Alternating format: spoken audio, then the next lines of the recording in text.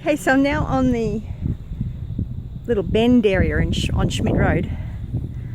So that little bendy part there that goes around and around the corner before it joins Eagleby Road. So this is Alf Schmidt's land. Yes, the road, Schmidt Rd, was named after his family. They've been here forever. The Coomera Connector will be crossing up over there.